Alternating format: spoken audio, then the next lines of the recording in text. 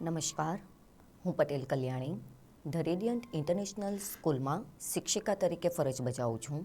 મિત્રો, આજ રોજ તારીખ 11 માર્ચ 2024ના રોજ બોર્ડ દ્વારા લેવાયેલ ધોરણ 10ની પ્રથમ ભાષા ગુજરાતીના પ્રશ્નપત્રનું જો સોલ્યુશન જોઈએ તો સૌપ્રથમ 80 માર્કનું પ્રશ્નપત્ર હતું. એમાં 4 વિભાગ હતા, દરેકના 20 ગુણ હતા. કુલ પ્રશ્નોની સંખ્યા હતી 56. તો જોઈએ મિત્રો પ્રશ્નપત્રનું સોલ્યુશન. એમાં વિભાગ એ જોઈએ તો પાત્ર અને કૃતિ 4 માર્કના પૂછાયા હતા. એમાં ફોરમ કે જેમાં આવશે રેસનો ઘોડો, ગોવિંદ, ચોપડાની ઇન્દ્રજાર, આંબા પટેલ, ગોડીની સ્વામી ભક્તિ અને માણેક જન્મોત્સવ કૃતિમાંથી લેવામાં આવ્યું હતું. ત્યાર પછી જોઈશું મિત્રો બ ખાલી જગ્યા. એમાં નરેને વન સંરક્ષણની તાલીમ મેળવી હતી. આપણી બબલીની જ પગલી જાણે આ વાક્ય ડુંગરની પત્ની બોલે છે. ખાલી જગ્યાના કારણે સાગના ઝાડ શણગારેલા લાગે છે. આજ્ઞાના કારણે મનુષ્યના દેહ ખાલી જગ્યા જેવો છે, તો મિત્રો છાસ જેવો. ત્યાર પછી છે ક એક વાક્યમાં પ્રશ્નના જવાબ. એમાં પહેલો પ્રશ્ન હતો આંબા પટેલની ઘોડીની ચાલ કેવી હતી? તો રેવાળ અથવા તો રેવાલ હતી. અંકિતને પરીક્ષામાં ઉત્તીર્ણ થવાની ખુશીમાં કયા પુસ્તકો ભેટમાં મળ્યા હતા? તો અંકિતને પરીક્ષામાં ઉત્તીર્ણ થવાની ખુશીમાં રામાયણ અને મહાભારત ની બાળકથાઓના પુસ્તકો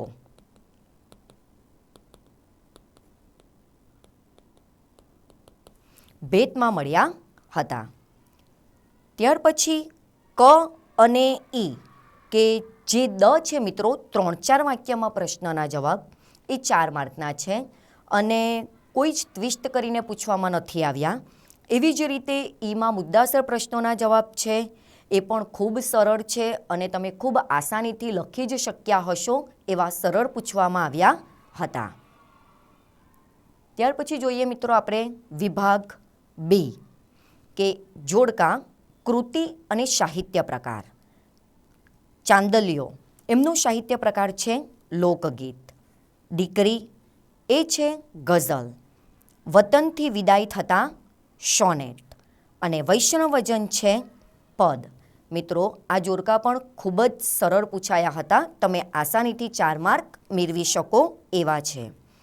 ત્યાર પછી જોઈએ ખાલી જગ્યા. બ કવિ ખાલી જગ્યાના ઉડતા આવવાની ઈચ્છા વ્યક્ત કરે છે, તો મોરપીંછના આવવાની ઈચ્છા વ્યક્ત કરે છે. સિલવંત સાધુનો અર્થ ખાલી જગ્યા થાય છે, તો જવાબ આવશે મિત્રો ચારિત્રવાન. સ્વજન સુધી ખાલી જગ્યા લઈ જશે, તો દુશ્મનો અને શત્રુઓ બંને એક જ છે. ખાલી જગ્યા બનવું દુર્લભ છે, તો દેશ દીપક બનવું દુર્લભ છે. ખાલી જગ્યા પણ ખૂબ સરળ હતી મિત્રો, તમે ખૂબ આસાનીથી 4 માર્ક લઈ શકશો. ત્યાર પછી છે એક વાક્યમાં પ્રશ્નના જવાબ. પંખીને પામવા કવિ શું કરવાનું કહે છે? તો પંખીને પામવા માટે પંખીના ગીતને સાંભળવાનું કવિ કહે છે. ગીતને સાંભળવાનું. ત્યાર પછીનો પ્રશ્ન છે કવિ કયા વૃક્ષની નીચે બેઠા હતા? તો કવિ મહુડીના વૃક્ષની નીચે બેઠા હતા. એવી જ રીતે મિત્રો દ અને ઈ. ડ છે 3-4 વાક્યમાં પ્રશ્નના જવાબ, એ પણ ખૂબ સરળ પૂછાયા હતા, તમે લખી જ શક્યા હશો. ઈ છે મુદ્દાસર પ્રશ્નના જવાબ, એ પણ ખૂબ સરળ પૂછાયા હતા, કોઈ જ ટ્વિસ્ટ કરીને પૂછવામાં આવ્યા ન હતા, એટલે વિદ્યાર્થીઓએ ખૂબ જ આસાનીથી પ્રશ્નના જવાબ લખી શક્યા હશે. હવે જોઈએ મિત્રો વિભાગ સી. વિકલ્પ પસંદ કરીને જવાબ લખવાના છે માગ્યા મુજબ. એમાં પહેલો પ્રશ્ન હતો જોડણી સુધારો. પ્રતિબિંબ એમાં વચ્ચેનો આવશે જવાબ પ્રતિબિંબ. ગીરી એમાં પણ બીજા નંબરનો પ્રશ્નનો જવાબ આવશે ગીરી. ત્યાર પછી છે સંધિ જોડો. પો વત્તા અન. પવન. આગળ જોઈએ દાવ પેચ, દ્વંદ્વ સમાસ આવશે દાવ અને પેચ. ત્યાર પછીનો આગળનો પ્રશ્ન છે મિત્રો જોડણી ભેદે અર્થભેદ. મિત્રો આ વર્ષે તો કૌંસ પણ આપી જ દીધા છે એટલે તમે ખૂબ આસાનીથી લખી શકશો. ખાદ્ય એટલે ખોટ અને ખાદ્ય એટલે અનાજ. આગળ પૂછાયો છે અલંકાર. માણેકના કરુણ ચિત્કારે તેમનો પીછો પકડ્યો. જવાબ આવશે સજીવારોપણ અલંકાર.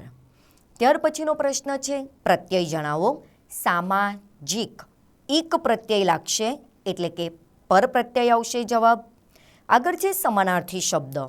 ઉજ્જળ એટલે વેરાન, ગીરા એટલે વાણી. ત્યાર પછી છે સંજ્ઞા લાચારી, એનો જવાબ આવશે ભાવવાચક સંજ્ઞા. ત્યાર પછી છે રૂઢિપ્રયોગનો અર્થ જણાવો.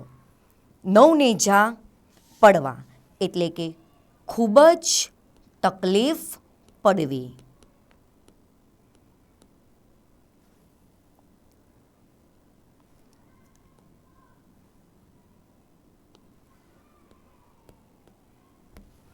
ત્યાર પછી કહેવત છે બાંધી મુઠ્ઠી લાખની એટલે કે જ્યાં સુધી વાત બહાર ન જાય ત્યાં સુધી ઇજ્જત સચવાય. આગળ છે શબ્દ સમૂહમાંથી એક શબ્દ જેને રોગ નથી તે નિરોગી. વિરોધી શબ્દ છે સૂક્ષ્મ એટલે સ્થૂળનો જવાબ આવશે સૂક્ષ્મ. કર્મણીમાં ફેરવો. પોલીસે ચોરને પકડ્યો તો પોલીસથી ચોર પકડાયો. બરાબર. ત્યાર પછી છે તરપડા શબ્દનું શિસ્ત રૂપ આપો. હેર એટલે કે શહેર. વિશેષણ શોધી પ્રકાર જણાવો. સિલવંત સાધુને વારે વારે નમીએ. વિશેષણ આવશે સિલવંત અને તેનો પ્રકાર આવશે ગુણવાચક વિશેષણ. આગળ છે ક્રિયા વિશેષણ શોધી તેનો પ્રકાર જણાવો. ખીચડી મને બહુ ભાવે નહીં. ક્રિયા વિશેષણ આવશે બહુ માત્રાસૂચક વિશેષણ ક્રિયા વિશેષણ.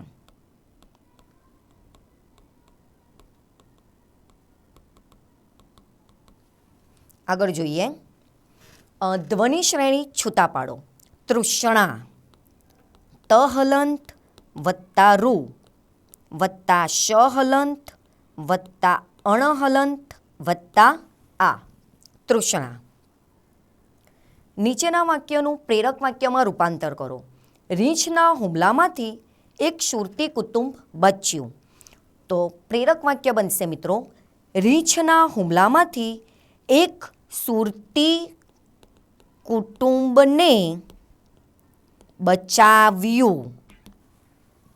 આગળ છે છંદ. લાંબા જોડે ટૂંકો જાય મળે નહીં તો માંડો થાય. છંદ આવશે ચોપાઈ. અને છંદનું બંધારણ પૂછ્યું છે કે મ ભ ન તત્ત ગા ગા કયા છંદનું બંધારણ છે? તો જવાબ આવશે મિત્રો મંદાક્રાંતા છંદનું. ત્યાર પછી છે વિભાગ ડી એટલે કે લેખન કૌશલ. મિત્રો આ તમે તમારી કલ્પના શક્તિનો ઉપયોગ કરીને ગુણભારને ધ્યાનમાં રાખીને લખી શકો. તો અહીં મિત્રો આ સોલ્યુશન પૂરું થાય છે. ગયા વર્ષ કરતાં આ વર્ષનું પેપર ઘણું જ ઇઝી હતું. તો થેન્ક યુ સો મચ.